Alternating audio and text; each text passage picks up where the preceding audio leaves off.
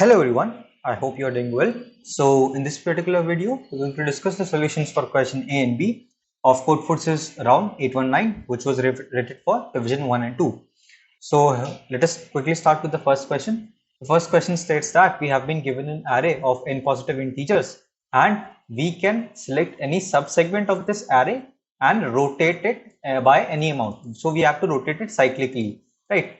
And we can rotate by it and by any amount, but the problem is we can rotate it exactly once. So we have to rotate a particular subsegment of the given array such that the value of an minus a1 is maximized, right? So let me tell you how we will approach this particular question.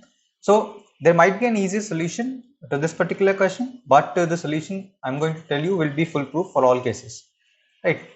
So let us assume that this is our array and we want to minimize a5 minus a1. Oh, maximize a5 minus a1, right? We want to maximize this particular value. So what can we do is, the first thing is either we can select, let us consider case 1 where we select the whole array and rotate it.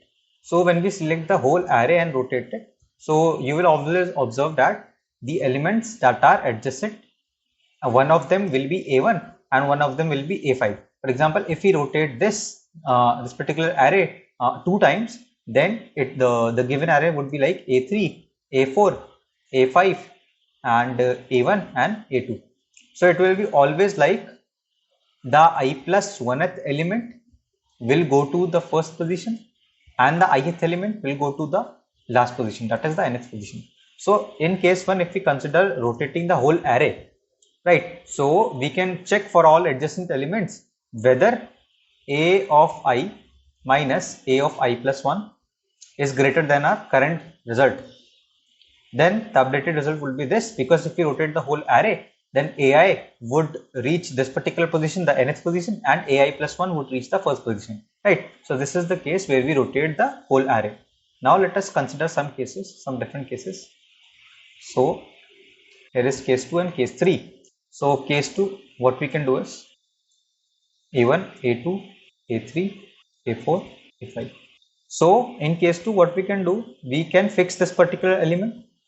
Now we can change the element at this position as we like, because in 0 rotations we can set it as a1, in 1 rotation we can set it as a2, in 2 rotations we can set it as a3, right? Because a3 will first go here and then go here in the second rotation, right? So if we fix this position a5, then we can take any of these elements to position 1. Similarly, if we have a1, a2, a3, a4, a5, if we fix this particular position, then we can take any of these and take it to this particular position, right? So the second case, what we do is, in the second case we fix the last position, and in the third case we fix the first position and change all the other elements accordingly.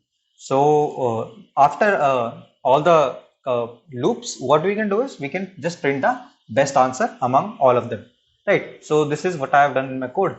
Let me just write it properly. So this is like this, and this is, I'm taking input in the vector v like this, right? So I have created a vector v of size n and I am taking input. So initially I have initialized my result as 0. What I do is I start a loop from 1 to n. So in this particular loop, what I am doing is I am considering the case 1. So this is case 1 which I have discussed about. This is case 1 where I am subtracting the adjacent element v of I minus 1 minus v of I. Now what I am doing is, in the second loop I am fixing the last position. So this is actually the case 2. So this is case 2 in which I am fixing the last position and traversing through all the positions from 0 to n minus 1. And the last case that I have is case 3, right? What I do in this particular case, I traverse from 1 to n and I am fixing the first position, the element at 0th index, and I am calculating the result for all the remaining values. And at the end, what I am doing is I am just for all iterations, what I do is I set the result as maximum of result comma the new value that I get. So at the end, I take all the values from all these cases and just print the result. So this is how we could solve the question number 1. Now moving on to the second question. Now this particular question says that our character has two positive integers n and m. So we want to form an array of size n and which leads to the sum m, such that for every pi, the bitwise XOR of all the elements in the array which are strictly less than ai is 0. So for example, let us consider this particular element, this particular array. I'll first sort it. It has 1, 1, 2, 2 and 3, 3, 3, 3 times, right? So the given array in the example is 1, 1, 2, 2 and 3, 3, right? So for example, if we consider 1, now there are no elements less than 1, so we can just ignore it. If we consider 2, there are two elements less than 2 which are both 1, so XOR of 1 XOR 1 is 0. If we consider 3, now there are two elements, so it should be 1 XOR 1 and XOR 2 XOR 2. This is also 0 because this is 0 and this is 0 and 0 XOR 0 is 0, right? So this should be valid for all I indexes from starting from 0 to the nth index, right? So this should be valid for all indexes. Now if you observe again, if I am at this index, the value of ai is 3, and if I am at this index, again the value of ai is 3, so the result for both of the threes would be same, right? So an easy way to do this is, for example, if I want to form the sum k, what I can do is I can try to form the sum using ones, simple ones, right? So if the number of elements is odd, if n is odd, then I can always take one extra character out of it. So there would be, so n minus 1 would be again even, right? So I can easily insert n minus 1 ones.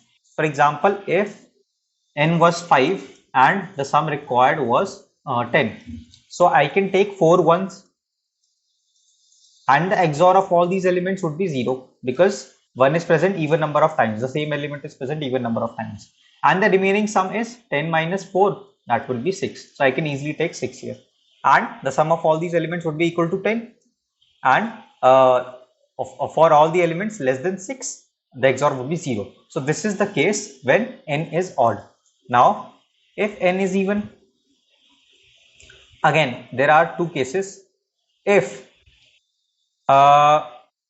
k is odd in this case, then it is impossible to find the answer. If n is even and k is odd, then it is impossible to find the answer. You can just prove it by observation. And if k is even, in this particular case, what you can do is take n minus 2 ones, right? So if I take n minus 2 ones, then the remaining sum that I have to form is k minus n minus 2. So I have to form this sum with two elements, so I can divide it by 2. So the last two elements, which is x and x, would be equal to k minus n minus 2 by 2, right? So let me give you an example for this. When n is even and k is even, so when n is even, let us take it 4, and k is even, let us take it 6, right? Or let us take a bigger number, let us take it 10. So I can take 2 ones, that is n minus 2 ones.